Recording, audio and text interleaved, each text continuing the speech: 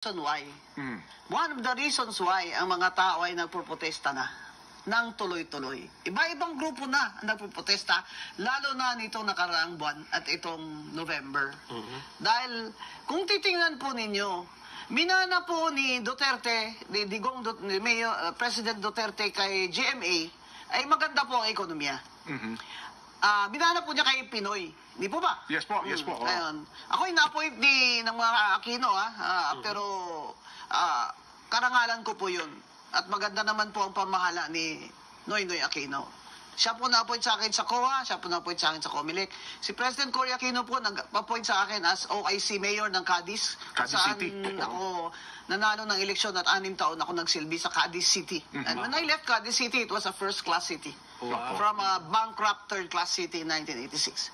Kung titingnan po natin mula kay si GMA was in power dahil sa EDSA 2. Hindi po ba? Tinanggal ng mga tao si ERAP. Ang Catholic Church, si Cardinal, si Marcos, tinanggal natin, pinatalsik sa people power, na nawagan si Cardinal Sin. Ngayon si ERAP naman, di ba? Dahil po naman sa kanyang pangungurakot, ay nag-lead na naman si Cardinal Sin at mga NGOs. Hindi po ba? Tapos si GMA. Si GMA po, noong una, ayaw nila kasi ayaw nilang siya magpresidente, pero nangako siya na hindi siya tatakbo. Pero tumakbo siya. Pero ano ang resulta? Maganda ang resulta. Kasi si GMA po, Gloria Macapagal Arroyo, has a PhD doctorate degree in economics in the University of the Philippines. Alam nyo, kahit anong sabihin nyo, ang taong may sadyang talino at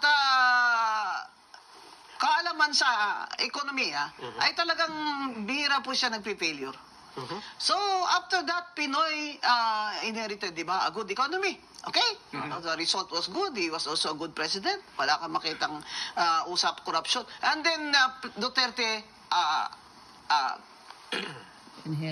became president. In a very difficult time dahil nag-COVID pa. Yes. Okay? So, umakyat yung debt ng Pilipinas because kailangan magutang para sa mga ganito, sa pandemic, sa ganyan. Nung si BBM na, ay taon-taon, dinadagdagan niya yung utang. Etong taon na ito, ang dagdag sa utang ay 2.7 trillion. Okay?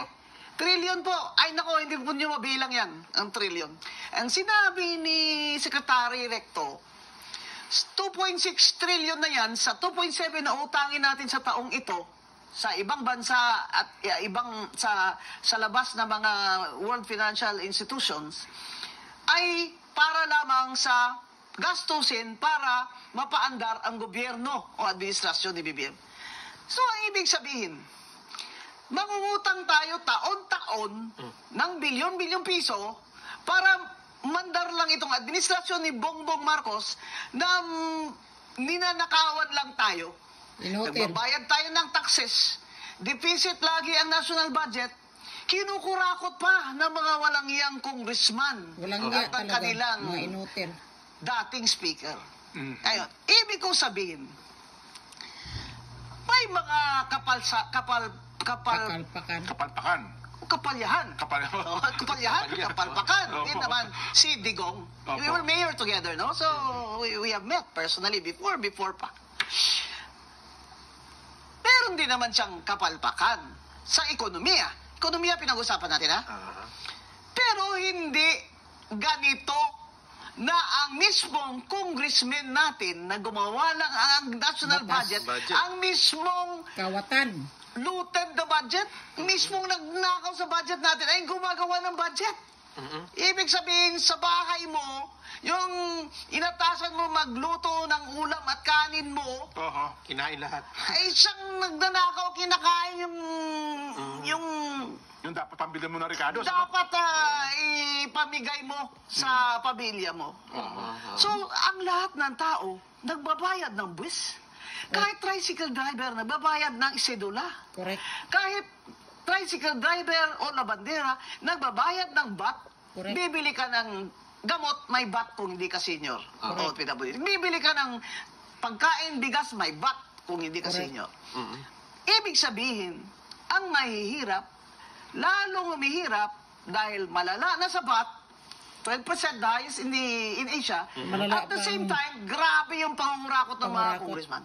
Ibig sabihin, ang gobyernong nangungutang ng 2.7 trillion taon-taon o sa taong ito is operating on a deficit habang ang mga congressman gagawa ng budget na deficit na nanakawan pa nila ang mga...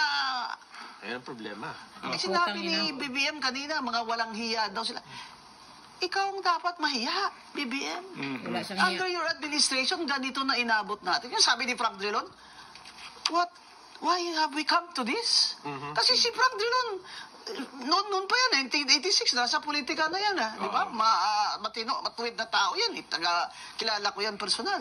How did we come to this? Kasi dati, bago kay BBM, ang mga congressman na ganyan, nagnanakaw din yan sila, may SOP din yan sila, pero may konting takot sila at hiya. Pero dito sa administration ni BBM, dahil pinsan niya ang speaker, Walang niya. pinsan niya ang speaker. Sila na lahat naglagay ng mga tao dyan sa DPWH, sa customs, Konsabo lahat. diba? Sa Malacanang. Lahat yan ay kayang-kaya.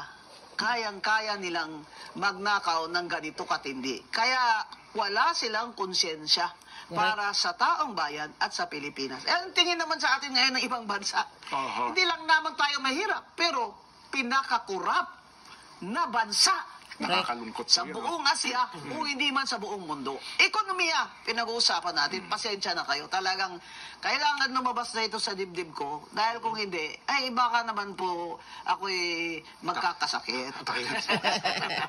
Ganun pa. Correct. Dito niyo binulula sa aking programa. Okay, that's all folks. Thanks for watching. Love you all.